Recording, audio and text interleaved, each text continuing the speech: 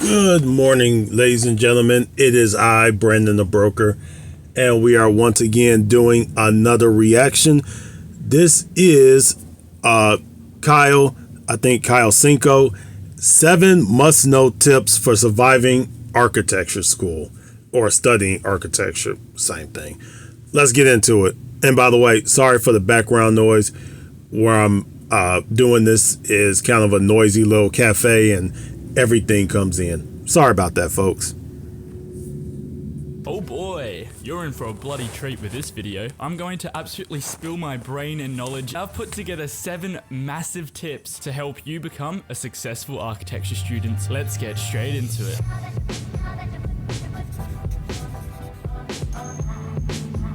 Tip number 1 is to have a plan. It's easy to get caught up in all of the big assignments and projects that you have in architecture school, and it's easy to lose sight of why you're actually doing all of this work. But if you have a clearly defined reason for studying architecture, short-term and long-term, you're going to be able to use that as your North Star to guide you. Where do you see yourself in 5, 10, 20?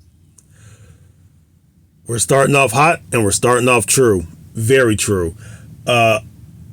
One of the things I was told was start with the big goal and then break that down into actionable goals. So it's like write the big goal. The big goal for myself was not to be a architect, but to be a draftsman and to be able to sell my clients plans or drawings. Just be able to sell them that if they buy land from me. Now, break that down into actionable steps, but also leave the door open for if I do want to become an architect at some point, I can. So that's a very good, that is a very true statement he made.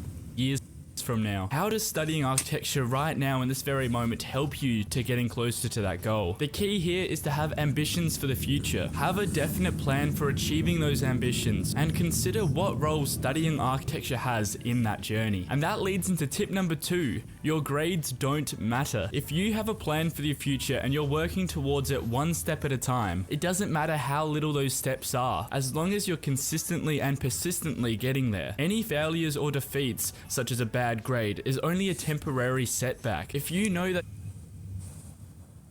you're putting in 110%, you know that you're going to be getting better and better every day. These temporary setbacks or bad grades are meaningless in the long term of your goals. And this very, very, very accurate.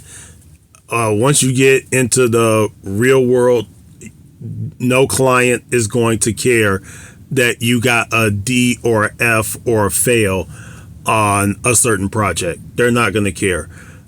Now, pass and fail does matter if you do not pass your classes and you get kicked out of university. Then it matters. But in the sense of what he's talking about, very true. Grades won't matter as soon as you get into the real world. further leads into tip number 3. Use your grade and feedback to get better. It does not matter if you have a bad grade, but you need to use that feedback to improve for next time. I can't remember who said it, but they said you can make a mistake, but it's not okay to make the same mistake twice. You need to learn from the work that you do to progress. So in architecture school, interior design school, urban design school, you're going to have quite a few, you're going to have crits. You're going to have a desk crit where the professor is going to come to your desk while you're working on something, have you explain it, and they're going to give you any feedback. You're going to have pin-up crits, which is your entire class, your entire studio class. You're going to have to explain your project in front of everybody, present this project in front of everybody, and anyone can give you feedback. You also have juries, architectural juries as well. So any failure, yes, don't take it as, you failed. Take it as, okay, how can I get better? Get better. It's okay to fail a project as long as you're spending the time to study why you failed. You accept it and you take ownership of it, and you look at how you can improve for next time. And that's the thing, so many students are afraid of failing. They don't want to fail. But failing is good. It shows that you're trying new things and you're opening yourself up to new ways to improve. That's literally how the world has progressed into what it is today, through adaptations. We make a mistake, we adapt to it, and we improve, even if it's only just by 1%, but we are improving for the next time that we do that task. So consistently learn from the mistakes that you make as an architecture student and always look to improve yourself. Tip number 4, and I want to say that studying architecture is stressful, anything in life is, but there are 2 different types of stress. The first type of stress is when you've left your project to the last minute. You're not sleeping because you have to stay up and work on your project. You're frustrated and anxious about finishing your project on time. That's called distress. And I can tell you that's not the good kind of stress. However, what people don't realize is that there is a good type of stress. When you get outside your comfort zone and you push yourself to try new things, that's when you grow as a person. When you're getting ready to present in front of your class and your hands are getting sweaty, when you present it might feel bad or awkward, you might be anxious and nervous about presenting, but by doing so you're getting outside your comfort zone and you're getting better at presenting in front of people. And most of the time after you present you think, well, that wasn't so bad. I feel good. And that's the good kind. Very accurate. The first time I ever had to do a pin-up crit, I was nervous as all hell. And you look at people and you think they're going to be jerks or a-holes to you, and then you realize they're not. They just want what's best. They want to see you do well as so it's not really that big of competition. It's more, hey, let me give you some advice over here, but you're really great over there.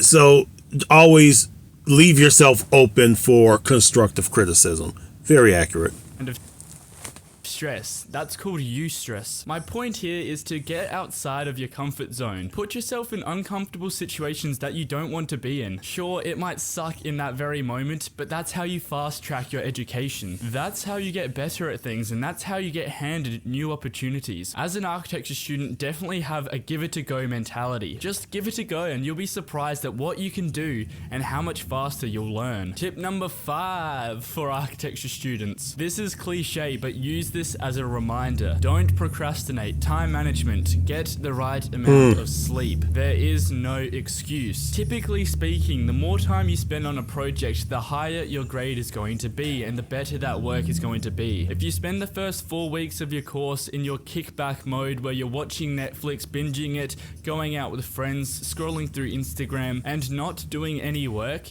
you're doing yourself a disservice. Success requires sacrifice. Sacrifice binging through Netflix and scrolling through Instagram to work on your project. I have nothing to add here, so I'm just going to let him keep going.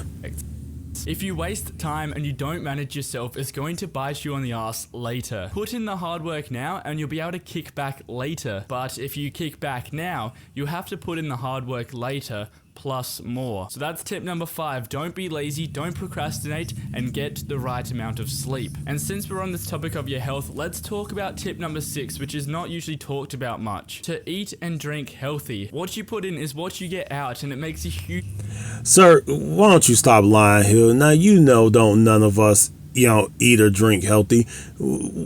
How many coffee pots are there in the architecture building or in the engineering building? How many cans of White Monster, yes, we're going there, White Monster, are in architecture buildings? You might as well have Monster flowing through your veins. Now, everyone knows I'm not a Monster person. I am a Ghost person. Ghost Bubblicious Strawberry or Ghost Welch's Grape for the win here. But let's just be honest. We ain't gonna sit here and lie. Okay, but the truth of the matter, he is correct there. If you can meal prep, then please do, because you are going to pull some all-nighters where you're only going to get maybe a couple hours of sleep, maybe no sleep at all. You're going to be very tempted to drink nothing but Coke, Mountain Dew, once again, White Monster, energy drinks, and eat pretty much whatever you can get your hands on in studio.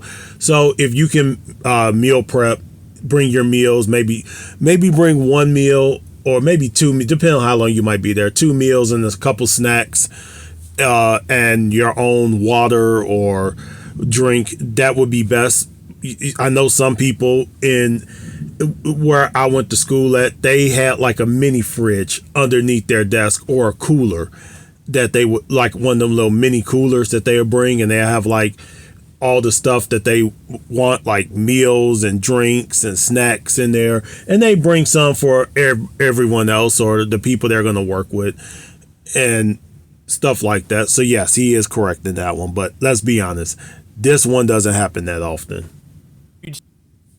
Difference what you eat and drink. If you often get headaches, feel tired, run down, weak, or depressed, scientifically speaking, it's a good chance you're not eating well. On top of that, make sure you're drinking plenty of water. This is an absolute game changer that just doesn't get talked about that much. If you treat yourself well, you'll be able to produce a lot more work that is higher quality. And the final tip, number 7, have fun.